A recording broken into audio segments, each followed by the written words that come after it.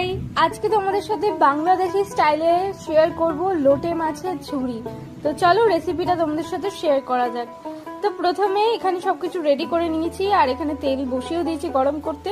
তো মিক্সিতে মশলাদার তৈরি করব। তো এখানে দিয়েছি লঙ্কা, আদা, পেঁয়াজ আর তার সাথে রসুন, আর এখানে দেওয়া হয়েছে ধনে, রেড চিলি পাউডার আর জিরে। তো তেল গরম হয়ে যাওয়ার পর এখানে জিরে, কালো জিরে, তেজপাতা আর কুচো করা পেঁয়াজ।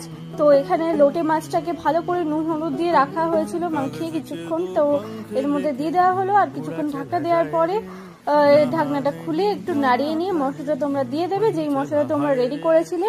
তার সঙ্গে সামান্য পরিমাণ নুন হলুদ অ্যাড করবে। তো তার সাথে তোমরা জল অ্যাড করে একটু লঙ্কা অ্যাড করে কিছুক্ষণ ঢাকা দিয়ে রাখবে 5-10 মিনিট। আর জলটা শুকিয়ে দেওয়ার পর একটু নাড়িয়ে নিলে রেডি কিন্তু আমাদের লোটে মাছের ঝুড়ো। কেমন লাগলো রেসিপিটা অবশ্যই কমেন্টে